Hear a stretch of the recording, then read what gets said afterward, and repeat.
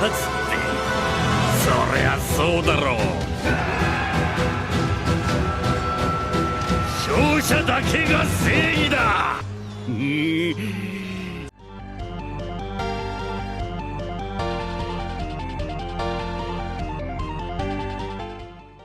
possibly fucking guessed that this man was a son of Goldie fucking Roger. And to this day, I think this might be still the number one what the fuck in the entirety of One Piece.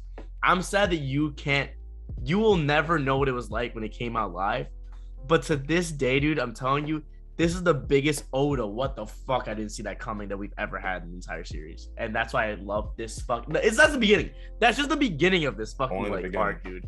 And then it just gets crazy. You know, there are moments in One Piece where I would like, you know, I could read a good amount. Sometimes I could only read one chapter every couple of days because I was that bored. Shout out to Skypea. So this was like, I was in it, bro. I remember that. I can't put it down. I gotta keep reading. I can't, dude. Every second of that day, I remember that day. I had to. It was like a lazy Saturday or lazy Sunday to me. Like I wasn't doing anything around the house. Like maybe cleaning, so I would clean it a little bit, then read like 3 chapters, then like clean something else, another 3 chapters. I was like, I can't. I need to know. I need to finish this. This is a top 5 anime manga arc of all time. Absolutely. Dude, so much, and those even let's say first 500 chapters culminates in something that makes you go, holy shit, wait, that character is here, and that character, and this character, like all of these characters from all throughout the series is all together in this one giant war that I know other animes have tried doing. Shout out to Naruto. Not to the same degree. But not this extent, dude. Not to this. Because like you had what? Tamari and fucking like Tenten, like okay, sure. Here you have Dracul Mihawk, fucking Whitebeard, all the Shichibukai in general, by the way. Fucking Jinbei's in there too, going crazy. Like it's so much fucking going. And then skipping a little ahead, Blackbeard comes fucking in out of nowhere, and then to top it all off, Shanks ends it. Like that's.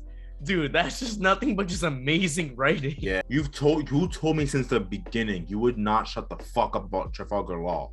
Like you would not shut the fuck up from the very beginning. You'd be like, yo, dude, there's this character who can make rooms. That's not what I said. You would say something like that. Yo, he can do shit. He can make a room and do whatever he remember wants. We did the random not the random gum, the random devil fruit generator, and you got his fruit, the Ope Ope fruit, and I got so mad. What the fuck? Why did you get the Ope Ope fruit? I was like, yo, dude, but it was your explanation of it. You be like, yo, bro, he's like a doctor and he can make rooms. And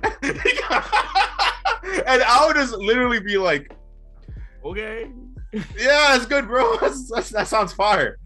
Lost fire, and it's really exciting to see that you know, I don't know anything about the D's, the will of D. I know you don't. Neither do us.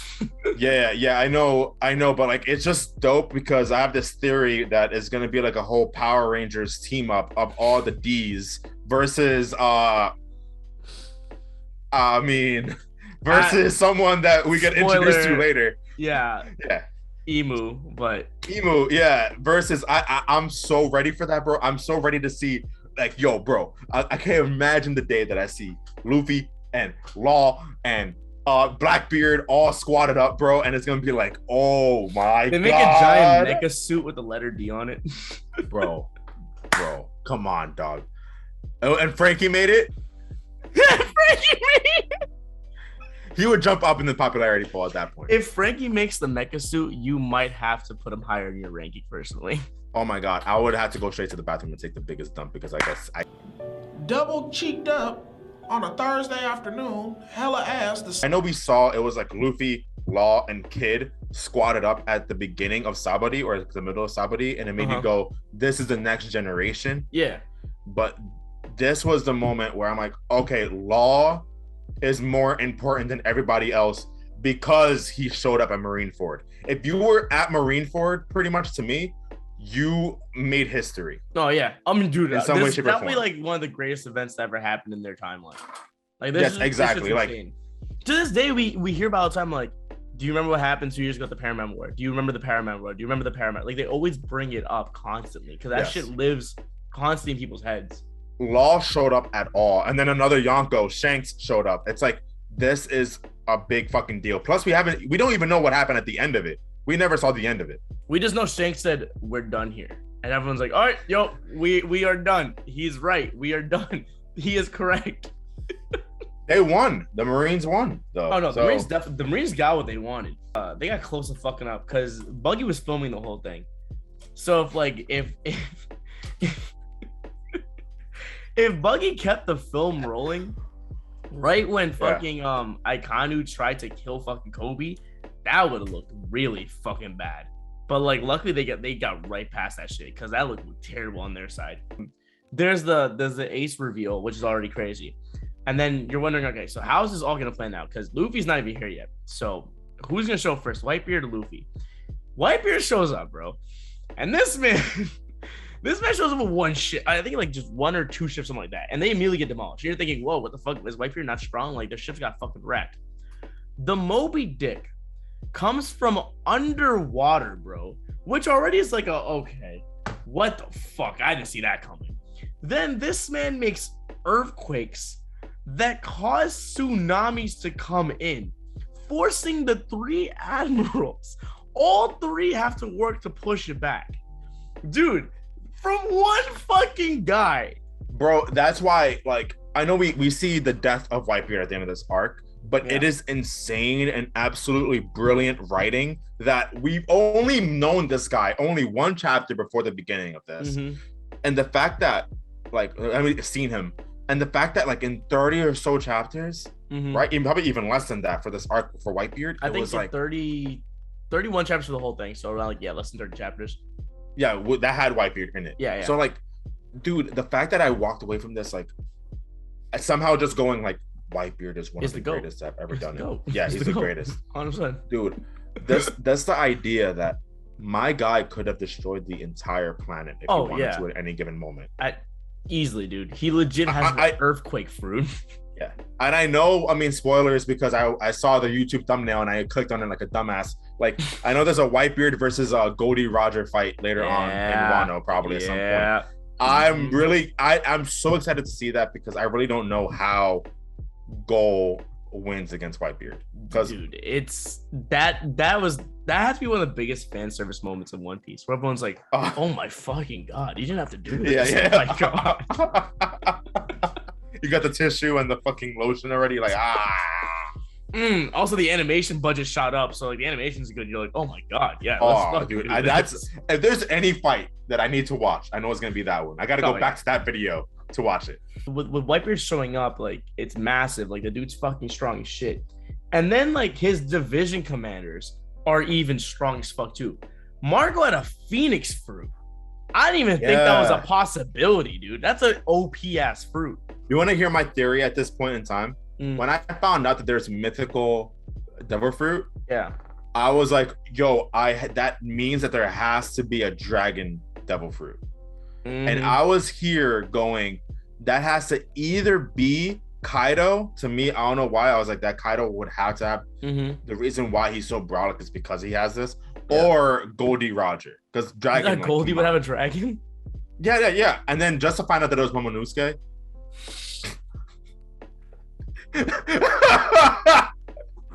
Of all the bullshit characters. Anyway, I still don't understand how Luffy got the scar, by the way.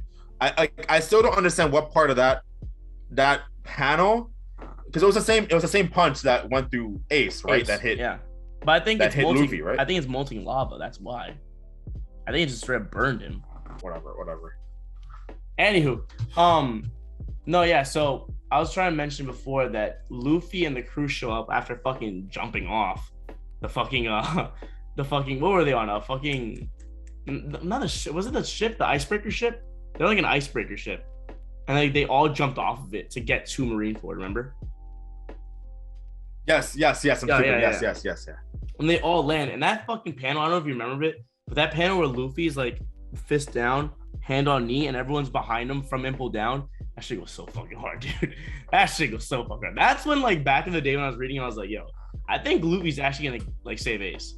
Like this is actually gonna fucking happen. Especially because he has that conversation with Whitebeard, where like he doesn't even address that it's Whitebeard. He just stands next to him and says, "Yo, what's good, old man? I heard a lot about you from Ace." And everyone's like, "Yo, that's Whitebeard. Like, have a little bit of respect." And Luffy doesn't care. And I think that's the kind of thing, that's the kind of attitude to me though, that like it makes people just go, like, you look at him, you look at, I don't know, I just feel like to me that's the kind of attitude that you need to have if you keep calling yourself the next Pirate King. Circle back into the interactions. I feel like the interactions are maybe Marineford the best. So like Luffy and Whitebeard, like I just said. Luffy's just like, I heard a lot about you from Ace. I'm here to rescue him. So if you're gonna get in my way, please kindly fuck off. I don't care how strong you are. And Whitebeard is just very much like, damn, I bet. Like he doesn't even get mad at him. Yeah.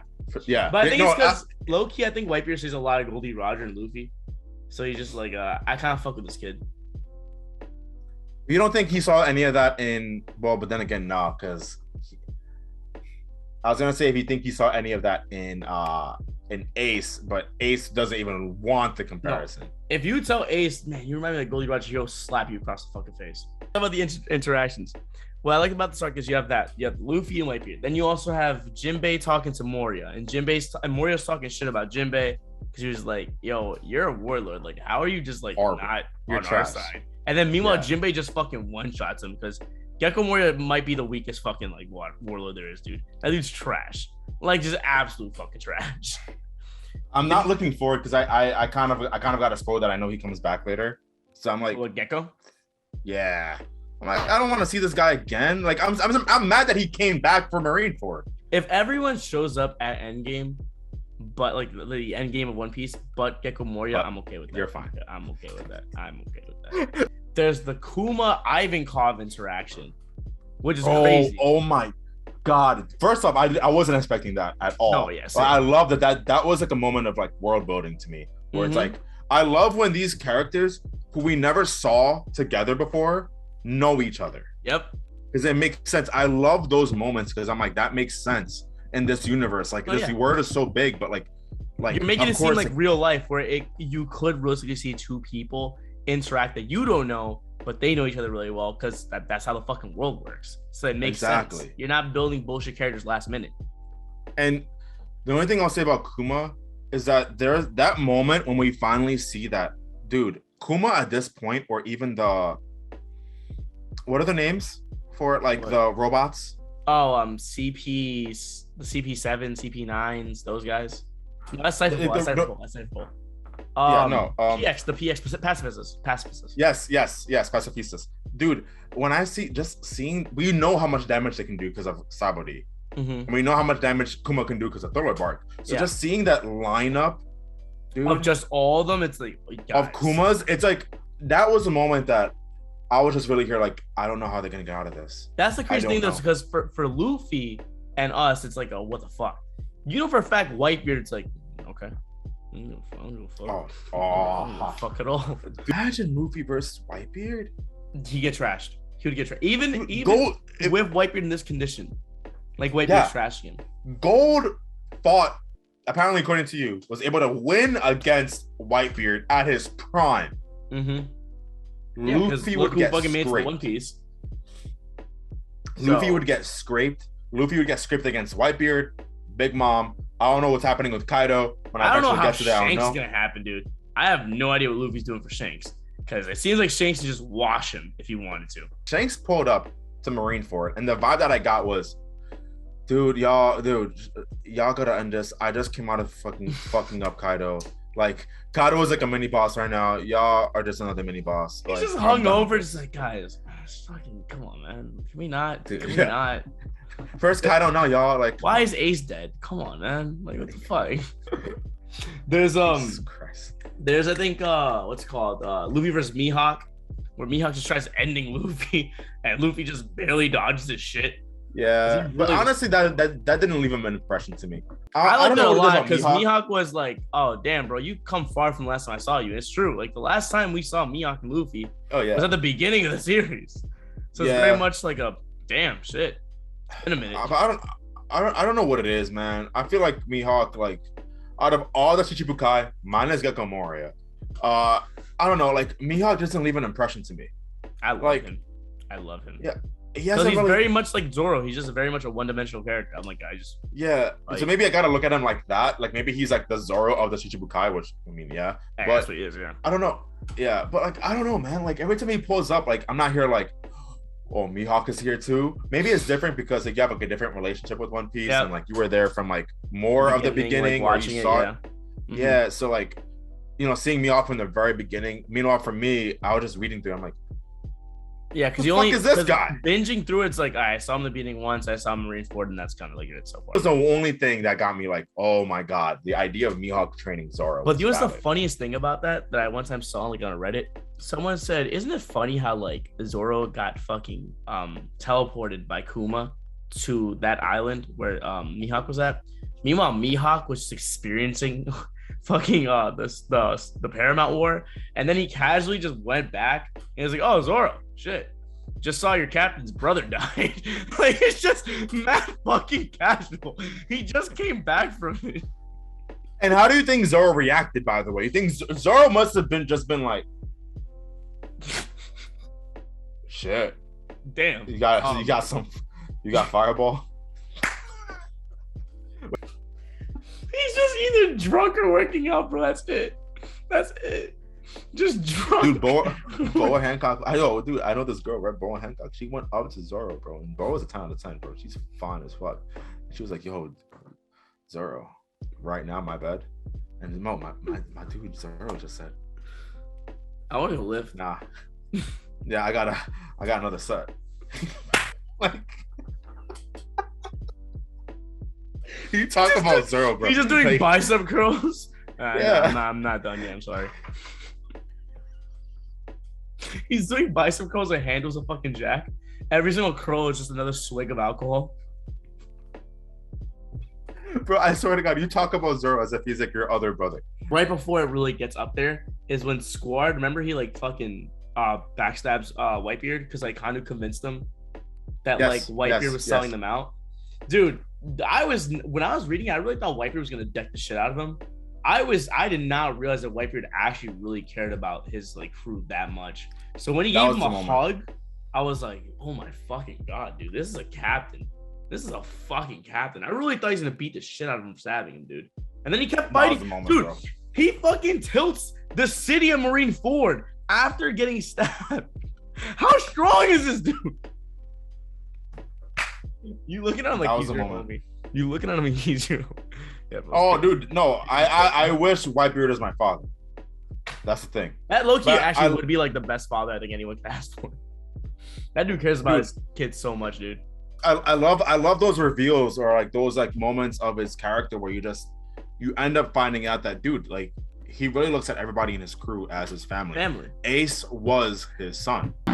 Luffy fucking picks up that fucking like plank of wood and does like the stamp Gatling and then lands in front of all three of the admirals. I know he was gonna get shit rocked. I knew he wasn't gonna beat them, but still, like, that fucking frame was so fucking hard, dude. Also the whole Oars Junior joint too, bro. Oh yeah, dude, the Oars Junior reference is crazy. Like one of the members of the fucking crew is the son of fucking Oars. That's fucking crazy, bro.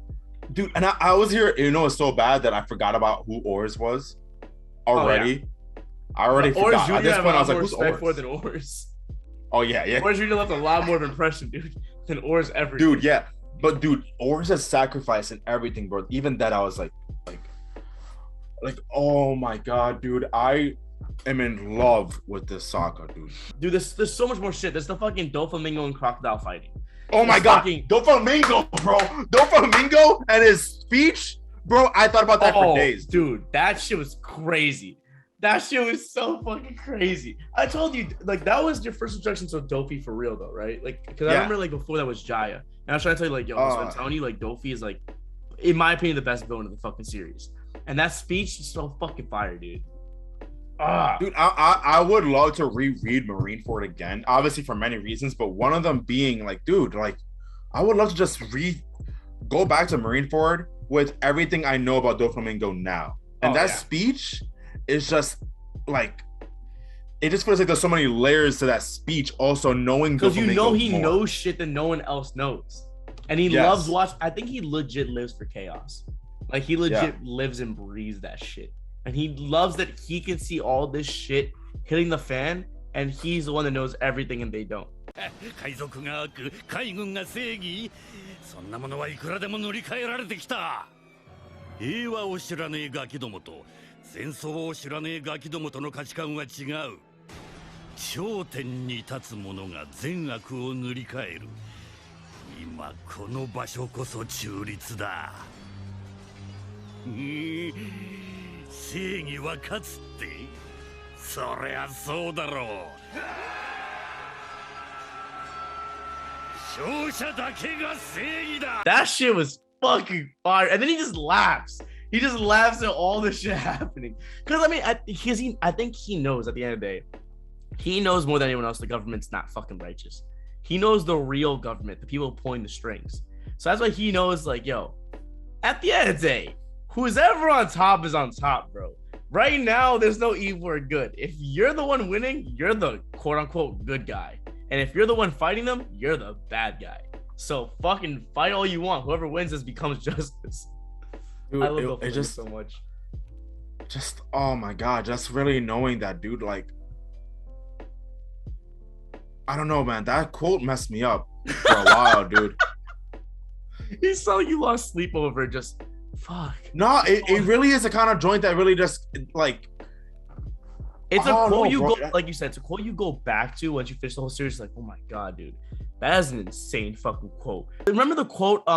History is written by the victors. I was just gonna say very much that, dude. Like whoever thing. is winning dictates what happens. That's it. If you're strong, you win. If you're weak, you're losing. And if you rebel, you're the evil one. Whoever wins this war becomes justice. It's a crazy fucking saying, dude. Becomes justice. Doflamingo should have been in Jump Force. Dolphy should be in my bedroom, right? I mean, Dude, you still don't even know how his eyes look like, by the way. No, even after Luffy beat off his sunglasses, we still don't even know what it looks like. Kobe trying to stop Luffy was the bravest yet funniest shit I've ever seen in my life. This dude really tried. He hit, remember Shave, the CP9 technique? Yeah. He tried to shave, and then immediately Luffy just fucking texts him across the face. It just keeps running. Oh man, this was like I think a moment for. I mean, I know what happens to Kobe later. I mean, I don't know what happens, but like I still see where he stands. But I feel like this is a moment where I feel like Kobe definitely should have questioned everything. Oh no, this is the moment where you're like, do I want to be a Marine? Like, do I really want this? But I think his logic, and you'll see it more in Wano, I think his logic is I can make things better from the inside. I think that's his end goal. I will change the government for the better from the inside instead of trying to be a pirate or revolutionary from the outside. Yeah. It's very similar to, there's only a small handful of Marines that are actually about it, and it's him, Smoker, and what's his name? Ichigo? Fujitora, yeah, thank you. Yeah, Fujitora, you can tell, actually wants to change shit for the better. I want to ask you before we get to that part, Luffy doing Conqueror's Hockey and impressing everybody, because everyone noticed it. Like the admirals were like, hey, yo, what the fuck? And even white people was like, yo, this kid might be a problem. That shit was fucking fire. What was your reaction when you first fucking saw that in the chapter?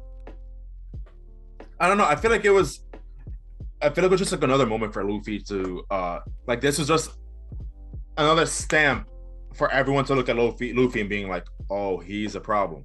Like I can already bet money that all of these admirals were just like, we should have taken care of him back when he was. Oh no, yeah, 100%. They're like, I wish we killed him already. Why didn't we kill him? Yeah, like now he has Conqueror's Hockey. Yep. Now, what else is next, dude? What else is next? He's gonna have Gear 4. Like, like, are you kidding me? Is he gonna have Gear 4?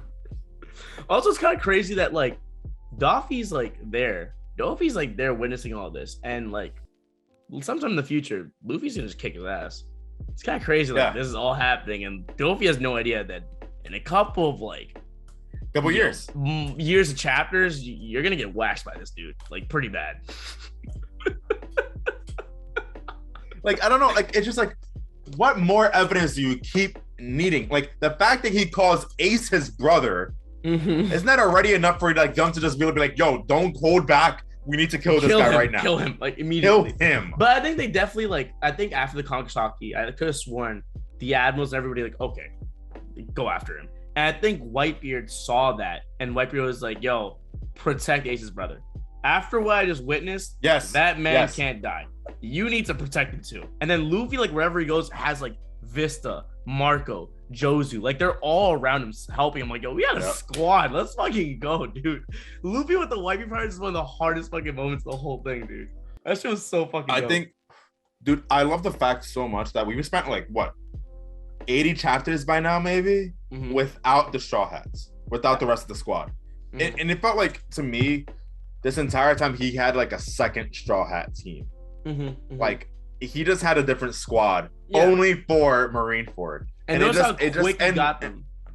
Notice how quick he got that shit too. Yeah, and I mean, that's a superpower. That's a superpower. Mihawk mentions it, that he has that power of just being able to like make quick connections with everybody. And when people don't know why, but they want to follow him. They don't know why. They just know they want to follow him.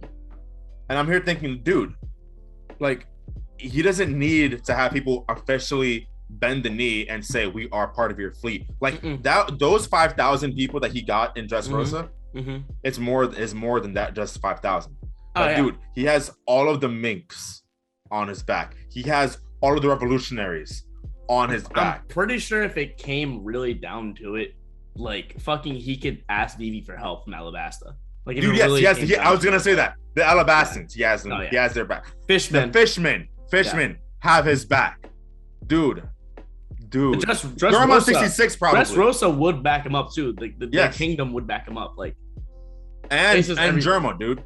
So the very last confrontation, Garp tries to fucking stop Luffy, which is just half-assed.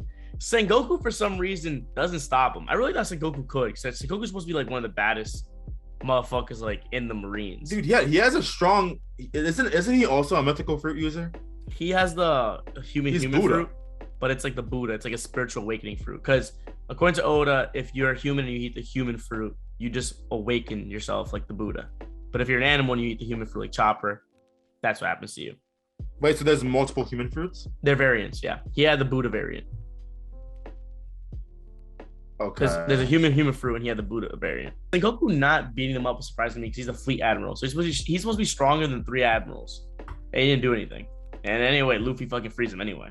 So when I read it back in the day, I thought Luffy for sure actually did save him. I thought, oh shit. Yeah. Yo, Luffy and Ace gonna fuck him up. But like Whitebeard's still like fine. Like they'll patch him up. Like he's got a little hole in him from the battle, but like they'll patch him up, he'll heal up. And then Luffy now has friends with the Whitebeard pirates. It's gonna be all good. That shit's like a fucking turn. Fucking dark ass turn. Dude, to this day, I still tear up like when I read that chapter, dude. Like the Ace dying? Yeah. Not when he gets pierced. When he gets pierced, it's like but when Ace is like legit like bawling his eyes out, it's like, yo, thank you for loving me.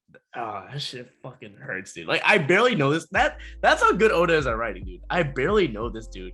And him just crying to Luffy and telling him like, yo, I'm a piece of shit. I have terrible blood in me. My father didn't even want me. I don't deserve to live, but you loved me anyway. Oh, that fucking. I told you it wasn't even Ace dying. It was Luffy's reaction that got me. Dude, that is the most real like reaction I think I've ever seen in an anime. Because there's no way Luffy is not just mentally blacking out after that. I mean, this is the way that the series, that the saga ends. Well, for the most part. Well, there's still like, hold on, like Whitebeard getting stabbed like crazy. Yeah, he beats the shit out of I don't know how Iconu survived that, by the way. That's bullshit. He definitely should have died. He took an earthquake to the rib cage. That should have been death. I don't care what anyone says, dude. But the thing that got me was when Whitebeard's dying and he screams out, One Piece wa jitsuzai suru. Blackbeard shows up and fucking takes his power. How the fuck did he take his power? Blackbeard already, without Whitebeard's Devil Fruit, has one of the most OP Yes, devil fruits. easily. And now he has And two. then he has the devil fruit of the strongest guy. Like, You know what terrifies me too? There's a theory online that Blackbeard can, get multiple fruits, but also he can probably make his crew members get multiple fruits. Oh, we forgot to mention that one guy I think he got to impel down, Shiryu, the one guy who used to be a Marine, and they got him out.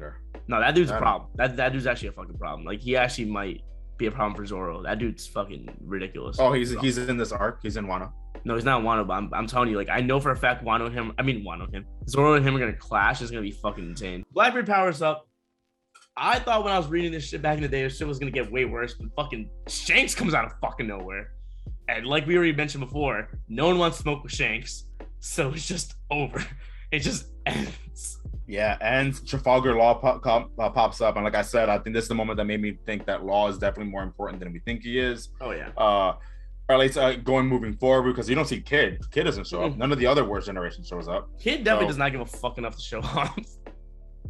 I guess so. I don't know enough about Kid to really make that decision. I know he's in Wano, but like, I don't know anything about Kid. Trafalgar Law showing up means something. He was at a pivotal moment in history, which is amazing to think about. We switch over from Marineford then to Luffy waking up back at Amazon Lily. He's back over there with Jinbei, crying it up, talking about like he misses his crew, and that was also a really emotional moment. Also, like extremely emotional. Like him just telling Jinbei like, and Jinbei talking to Luffy too, talking about like Jinbei really proved himself to be like a really emotionally intelligent guy when he told him like, dude, like really think about what you have. And that I told you that scene is easily top 3, like for me in One Piece. When he starts doing the counting, he's like, I have Zoro, Nami, Usopp, and he realized I have my crew, and he's crying his ball. Oh, dude, that shit. Oh, that shit got me so bad. And I feel like it's great. It's not a foreshadow. It isn't, but I love that. It at this point, and especially where we are now, like that's like the kind of thing where Jinbei joining just makes sense. He was there for just so beyond every other crew member. From the moment of his introduction all the way to when he finally joins, he has more backstory or more of like a build up than any other crew member. Oh yeah, easily.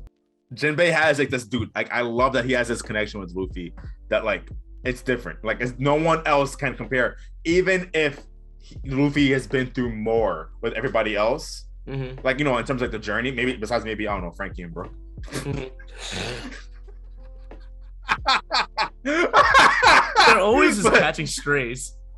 Yeah, I know. But besides that, like he's been through so much with Sanji, with Zoro, but Jinbei has had a unique history with Luffy and everybody else. And there's that moment where he like it's a more emotional probably connection. The biggest piece of advice that Luffy has ever needed. And on top of that, they come up together with a plan on how they can get back together with that whole tattoo joint. That the 3D2Y thing is so fucking fire, dude. But I love how Zoro was the only one that was like, I don't get it. I don't fucking get it. I don't get it. What does that mean? I hate this guy. I do love though. If it wasn't for Mihawk and what's her name? Perona. Perona? Is that her name? Perona? I don't know. Perona. Perona.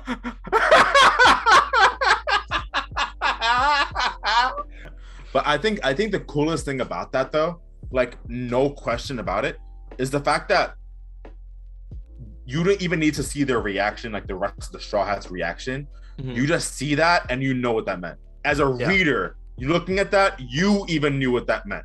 Yep. I fucking love that. Nobody else in the world would know that, but only if you know the context. It makes you feel like you're a crew member now. It feels like I'm there.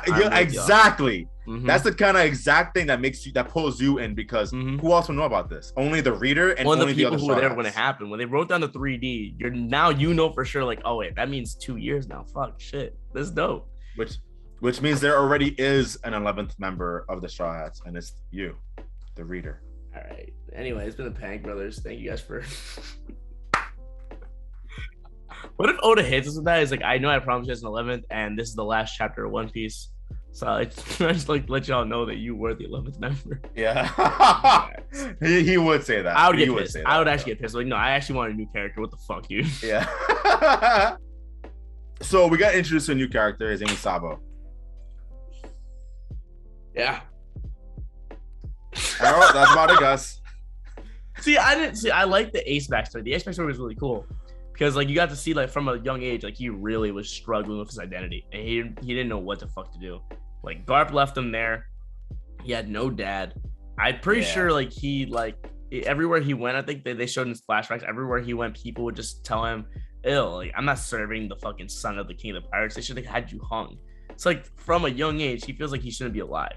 So I like that a lot. And I like seeing Luffy, the kid who's desperately trying to make a friend, trying to reach out to Ace and become a friend. Like, I don't want to be alone. Like, that's my number one fear in life. I just don't want to be alone. I like that. And then you bring a Sabo, and it's just, I come from a rich family, and I don't want to be rich, and just, I don't know, like, You see, listen, I knowing where I'm at now, I don't have a problem with Sabo, like, as an adult. I feel like Oda was trying to. I think I kind of do believe that Oda had a plan from the beginning because I think Oda was trying his best to make it so like I want more like twists and turns where you're not expecting them. So I think he wanted like when Ace dies, I'm bringing this new brother that you didn't see it coming, but I had it planned. But I think just the way he executed it, it's just kind of poor. It just makes me go like, what the fuck is it? Like I genuinely like did not enjoy reading the post Marineford like chapters that much at all. I actually do think that this the lowest post Marineford war arc is my lowest point. It's 100% the lowest point, dude. It takes a nosedive. I feel like it was crescendoing all the way at Marineford and it apexed and then immediately drops over right into the post time skip. Those are thoughts at the Marineford and post Marineford arcs of One Piece. Arguably the best arcs in the entirety of One Piece. Shit was just fucking nonstop, just references in action. The only thing I think that whole arc is missing, honestly, is just more fan service. More Bucky. But more Bucky. Not enough Nami. No, more Bucky fan service. Anyway, wasn't enough Nami or Robin. We're the both. We're the Bank Brothers. I'm Simon Josue. We appreciate you guys always listening into our conversations. Please comment, subscribe, leave a like. Let us know what we should do next in terms of outside of One Piece content, because we're definitely still going to keep writing this out until we get to Wano. Until then, we'll see you guys later. Peace. And catch us for our next discussion on just return to Sabari and not Fishman. Why do you hate Fishman, man?